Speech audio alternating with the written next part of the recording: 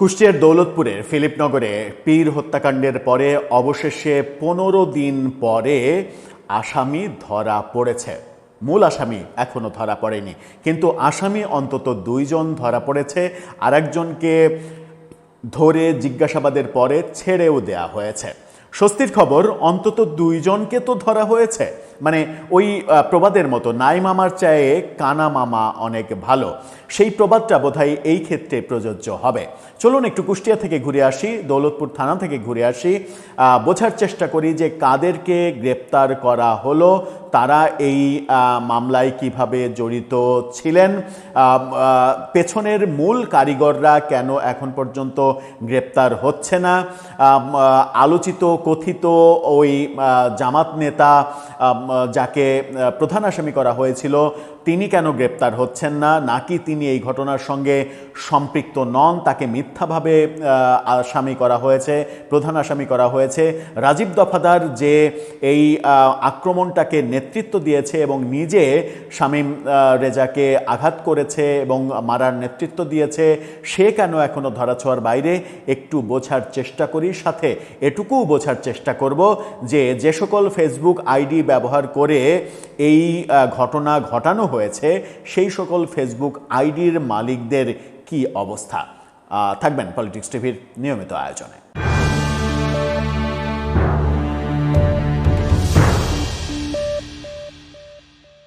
দর্শক, বলছিলাম যে দৌলতপুরের পীর হত্যাকাণ্ডের 15 দিনের পর যে আসামি গ্রেপ্তার হওয়া, সেই ব্যাপারে 15 দিন পরে 2 জন আসামি গ্রেপ্তার হলো, সেই ব্যাপারে দৌলতপুর থানা পুলিশ কি ভূমিকা পালন করছে, এই ব্যাপারগুলো একটু বুঝে ওঠা দরকার। কি বলছে গণমাধ্যম, সমকালের এই শিরোনামটা দেখে নিন।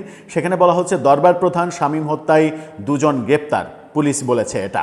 সেখানে বলা হচ্ছে দৌলতপুরে দরবারে হামলা এবং দরবার প্রধান আব্দুর রহমান শামীম হত্যাকাণ্ডের মামলায় 2 জনকে গ্রেপ্তার করেছে পুলিশ।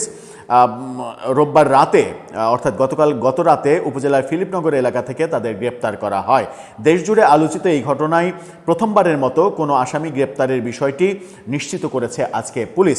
সংশ্লিষ্ট সূত্রগুলো জানায়, সামাজিক মাধ্যমে পুরনো একটি ভিডিওর খণ্ডিত অংশ ছড়িয়ে আব্দুর রহমান শামীমের বিরুদ্ধে ধর্ম অবমাননার অভিযোগ তোলে ফিলিপনগরের একটি গোষ্ঠী। পরে 11 এপ্রিল দুপুরে তার দরবারে হামলা চালানো হয়।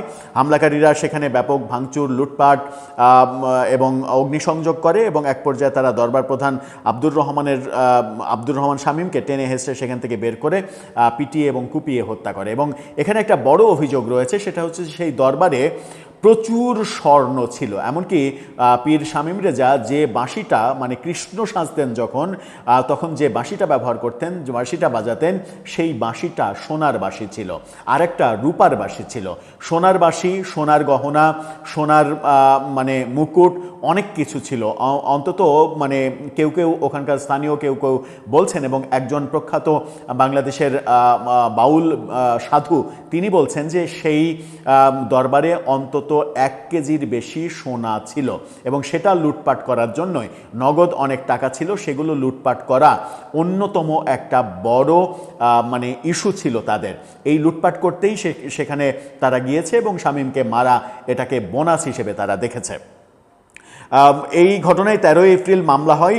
এতে 4 জনের নাম উল্লেখসহ অজ্ঞাত পরিচয় 200 জনকে আসামি করা হয়। এই মামলায় রোববার রাতে গ্রেপ্তার যাদের করা হয়, তাদের মানে গত রাতে যাদের গ্রেপ্তার করা হয় তারা 2 জন হলেন পশ্চিম দক্ষিণ ফিলিপনগরের বিপ্লব, যার মানে বয়স 26 বছর, এবং আলিফ ইসলাম 23 বছর বয়স। বিপ্লব এবং আলিফ নামে এই 2 জনকে গ্রেপ্তার করা হয়েছে। ঘটনার দিন ধারণ করা সিসিটিভি ফুটেজ বিশ্লেষণ ও পুলিশের তদন্তের ভিত্তিতে তাদের গ্রেপ্তার করা হয়েছে বলে সমকালকে নিশ্চিত করেছেন দৌলতপুর থানার ওসি আরিফুর রহমান। অর্থাৎ ওসি বলতে চেয়েছেন যে বিপ্লব এবং আলিফ এই 2 জনকে সিসিটিভি ফুটেজে দেখা গেছে ওই ঘটনায় আক্রমণে উপস্থিত থাকতে এবং ভাঙচুর এবং মারার ঘটনাগুলো ঘটাতে। তিনি বলেন, পুলিশের বিশেষ অভিযানে এই 2 জনকে গ্রেপ্তার করা হয়েছে। এছাড়া জিজ্ঞাসাবাদের জন্য ফরজ আলী নামের এক ব্যক্তিকে থানায় আনা হয়েছিল। প্রাথমিক জিজ্ঞাসাবাদের পরে তার মানে ব্যাপারগুলো নেগেটিভ মনে না হয় তাকে পরিবারের জিম্মায় ছেড়ে দেয়া হয়েছে। এখন এই যে আলিফ এবং বিপ্লব, এই 2 জনকে যে গ্রেপ্তার করা হলো, এদের মাধ্যমে পুলিশ যদি জানতে পারে, তাদেরকে রিমান্ডে নিয়ে পুলিশ যদি জানতে পারে যে এই ঘটনার পেছনের পরিকল্পনাকারী কারা, তাহলে পুলিশের পক্ষে আরও সুবিধা হবে। যদিও পুলিশের মানে কাছে একেবারে অকাট্য দলিল রয়েছে সেই দিনের অনেকগুলো ভিডিও, যে ভিডিওগুলোতে স্পষ্ট দেখা যাচ্ছে যে কারা এই ঘটনাগুলো ঘটাচ্ছে, কারা নেতৃত্ব দিচ্ছে, এবং মানে রাস্তা থেকে শুরু করে, রাস্তা থেকে যে মিছিল নিয়ে যাচ্ছে, কে নেতৃত্ব দিয়ে নিয়ে যাচ্ছে, কারা যাচ্ছে, কি কি বলছে সেখানে, এবং আক্রমণ কিভাবে হলো, শামীম রেজাকে কারা আক্রমণ করলো, ঘরে ঢুকে লুটপাট কারা করলো, সিসিটিভি ফুটেজ গায়েব করার ব্যাপারে কারা সচেতন ছিল, সিসিটিভি ফুটেজ গায়েব করার কথোপকথন হলো তাদের মাঝে, এই ব্যাপারগুলোতেই তো স্পষ্ট হওয়ার কথা যে ঘটনাগুলো কারা ঘটিয়েছে। এখন পর্যন্ত প্রধান আসামি খাজা আহমেদ কিংবা আরও যে 3 জন আসামি, মাদ্রাসা শিক্ষক কাফি, মানে রাজীব দফাদার এবং আসাদুজ্জামান, স্থানীয় দৌলতপুরের খেলাফত মজলিসের প্রধান নেতা, এবং খাজা স্থানীয় জামাতের নেতা, জেলা ছাত্র শিবিরের সাবেক সভাপতি, তাদের গ্রেপ্তারের ব্যাপারে কোনো অগ্রগতি দেখা যাচ্ছে না।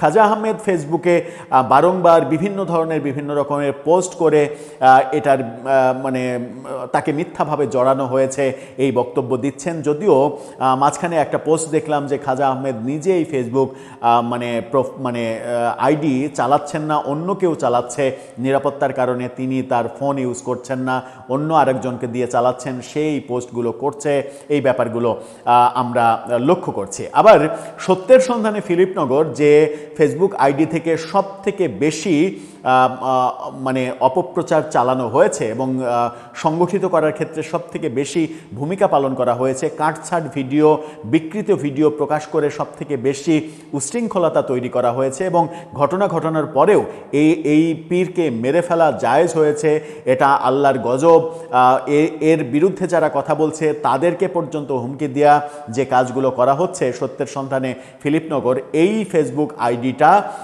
আমরা জানতে পেরেছি যে সৌদি আরব থেকে পরিচালনা করা হচ্ছে। ওই ফিলিপনগরের একটি গ্রামের বাসিন্দা, সৌদি আরবে থাকেন, সৌদি আরব থেকে এটা পরিচালনা করা হচ্ছে, এবং এলাকায় থাকা তার ভাই বিভিন্ন ধরনের রসদ, ফুটেজ, ছবি এগুলো তার কাছে পাঠায়, তারপরে সে সৌদি আরবে বসে এই আইডি থেকে এই কাজগুলো করে। পুলিশের কাছে মানে আমরাই যদি বিভিন্নভাবে এরকম তথ্যগুলো পাই বিভিন্ন সূত্রে, তাহলে পুলিশের কাছে আরও অনেক বেশি তথ্য থাকার কথা। তবু মন্দের ভালো যে 15 দিন পরে হলেও এই ঘটনায় 2 জনকে অন্তত পুলিশ গ্রেপ্তার করেছে। এখন পুলিশের পরবর্তী কার্যক্রমেই বোঝা যাবে পুলিশ আদতে এই ঘটনার বিচার নিশ্চিত করতে চায়, নাকি এই ঘটনা তামাদি হোক তার জন্য অপেক্ষা করছে, জনগণ যেন ভুলে যায়, এবং ভুলে যাওয়ার ফলে মানে এই ব্যাপারটা যেন বৈধতা পেয়ে যায়, যারা ঘটিয়েছে তারা মানে তৌহিদি জনতা, সংঘবদ্ধ আক্রমণ, কারো ব্যক্তিগত দায় নাই, এই ব্যাপারগুলো প্রতিষ্ঠিত হয়ে যেন সব কিছু একেবারে বিলীন হয়ে যায়। এই ব্যাপারটা করার জন্যই কি পুলিশ অপেক্ষা করছে? সেটা জানার জন্য হয়তো আমাদের আরও বেশি দিন অপেক্ষা করতে হবে। এরই মাঝে আমরা দেখেছি যে ওই ঘটনার পরিপ্রেক্ষিতে বাউল শফি মণ্ডলকে নিয়ে যা করা হয়েছে, সেই পর্যায়ে স্থানীয় যে শফি মণ্ডলের আশ্রম এবং বাসা হোসেনাবাদে, সেখানে পুলিশ পাহারা ছিল। 2 দিন আগে আমরা নিশ্চিত হয়েছি যে সেখান থেকে, তার বাড়ি থেকে পুলিশ পাহারা তুলে নেওয়া হয়েছে। স্থানীয় প্রশাসন মনে করছে যে এখন আর সেখানে আক্রমণ হওয়ার ঘটনা নেই। বাউল শফি মণ্ডলের সঙ্গেও আমরা মানে যোগাযোগ করার চেষ্টা করেছি। তিনি আমাদেরকে জানিয়েছেন যে ঊর্ধ্বতন কর্তৃপক্ষ, প্রশাসনের পক্ষ থেকে তাকে বলা হয়েছে তিনি যেন দেখে শুনে পথ চলেন, এবং ঢাকার বাইরে পারতপক্ষে কোনো শো যেন তিনি না করেন। তার মানে একটা মানুষকে কিভাবে একটা জঙ্গি গোষ্ঠী, একটা উগ্র সাম্প্রদায়িক গোষ্ঠী ঘরবন্দি করে ফেলে, কিংবা মানে কি বলবো, কর্মবিমুখ করে ফেলে, কিংবা কর্মহীন করে ফেলার চেষ্টা করে, সেই ব্যাপারগুলো প্রতীয়মান হচ্ছে এই ঘটনার মধ্য দিয়ে। দর্শক, আপনার মতামত এ ব্যাপারে জানিয়ে লিখতে পারেন আমাদের কমেন্ট বক্সে।